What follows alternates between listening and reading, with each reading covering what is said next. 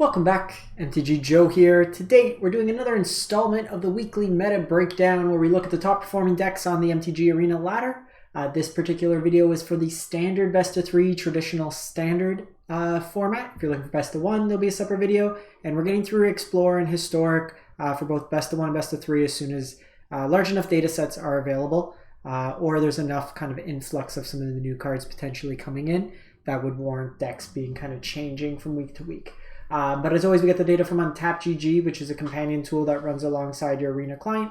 Tracks your win rates, loss rates, a whole bunch of cool functionality. The link is in the video description if you want to get started with that today.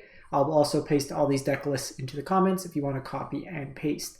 So this video is from November 27th through December 4th. We're looking Platinum to Mythic here to get enough population size, as there's not as many games. There's 23,000 matches, so 46 to 69 nice thousand games being played, and we're going to jump right into it. We got Grixis Midrange as the top performing deck of the week, and there's a lot of different variations of Grixis and how it can be built. So some will have Urtai, some won't. For this particular list, and this card missing here is Phyrexian Fleshgorger. Don't know why the art's not populating here.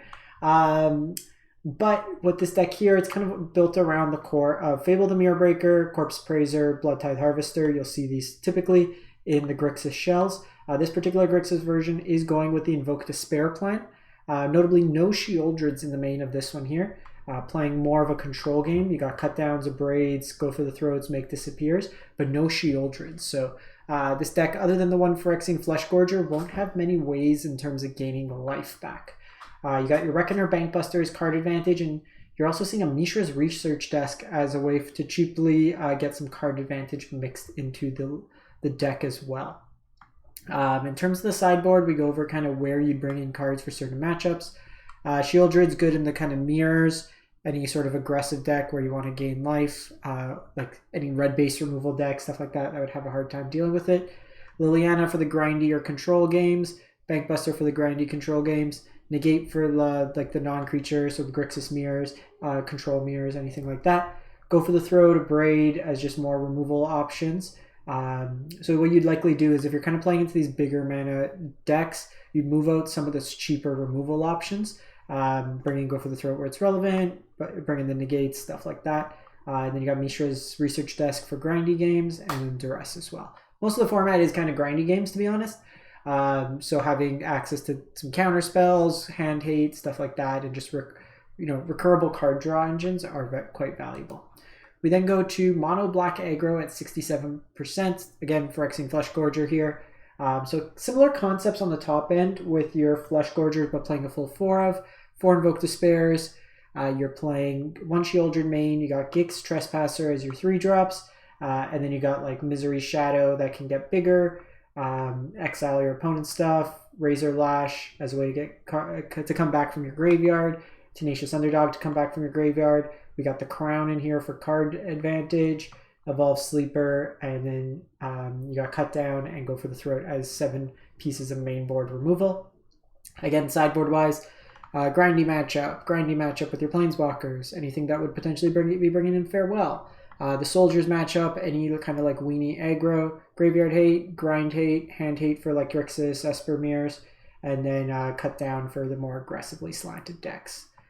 We then go to Mardu Angels. This is Crow's List, and this version here, it's kind of like a Mardu Angel themed deck. So you got Giada into like Inspired Overseer. You can kick Archangel of Wrath as removal, Sanctuary Warden on the top end, AO to find you some of your powerful 4 drops. Because you're in Mardu, you still have the Bloodtithe Harvester, Fable, the Mirrorbreaker package, but lots of good things to target with Fable in this deck, whether it just be card advantage. Sanctuary Warden every turn is really good, even just as to help with like life gain races in terms of aggression. You also have the Archangel of Wrath. Some Thalias for tax, Extraction Specialist to get back your cheap stuff, and then a Destroy Evil, Go for the Throat as the removal options main. In the sideboard, again, Hand Hate, bigger things or Enchantment Hate, Grind, Graveyard Hate, taxing the bigger stuff for key things, Aggro, flexible removal. Mono blue, this is good against grindier games. It's good against aggro decks where you need some life gain. It's good against And then for the grindier matchups, things with a lot of targeted removal, Warden's really good in that match. We then go to Azorius Soldiers. So a few different ways again to build this deck. This version here is looking to play a little bit more in terms of legendaries. You have Harbin, Thalia, and Myrel. For Plaza Heroes, you have the Fortified Beachhead as a mana sink, but lots of ways to go wide with this deck between Sky Strike Officer, Myrel, 8 1-drops. You can either trigger the flying ability, draw a bunch of cards, you can put counters on things and have kind of removal check insurance, Lord effects, taxing effects, some removal, and Valor Stance and Brutal Cathar. In terms of the sideboard, for the grindier matchups or just like lots of removal matchups, also just kind of lets you scale in the mirror as well. If they're bringing in lots of targeted removal, well, this just brings in 3 bodies. Wandering Emperor, again, just kind of lets you go bigger if needed, exile some stuff. Some gold for Graveyard Hate, Protect the Negotiators as a kind of counter to sweepers, stuff like that. Denic for lifelink and kind of pseudo Graveyard Hate. Cathar Commandos, Artifact Enchantment removal, staple onto Soldier. Guardian's also very good against heavy targeted removal style decks. And then lastly, we have Esper Legends. So not a Ratadrabic deck. You got one in the sideboard where you're running into heavy removal, but Esper is typically, if you're building a standard deck, you're pretty much like, am I playing Fable the Mirror Breaker or am I playing Rafine as your kind of 3-drop that you build around. Rafine lets you filter through a lot of your legendaries. Plaza Heroes is an untapped try line in the deck. And then you just kind of curve out the deck. You got a 1 mana, 1 Death Touch that can let you sack some stuff and get turn artifacts or exile creatures to get artifact creatures. So kind of you're fueling your graveyard, then you can use that extra mana that you have if you kind of flood out to make more creatures. Denic, lifelink, very good if you could curve Denic into Rafine. 1 Destroy Evil is removal main, so it's pretty much just creatures main. Harbin, Jadar, Thalia, Adeline, Gix for some card draw to lose as a way to play nicely with Rafine on the Connive. Sheoldred with the Connive triggers is really nice at swinging your life totals. Urtai's removal and counter, and then AO finds you all these goodies here.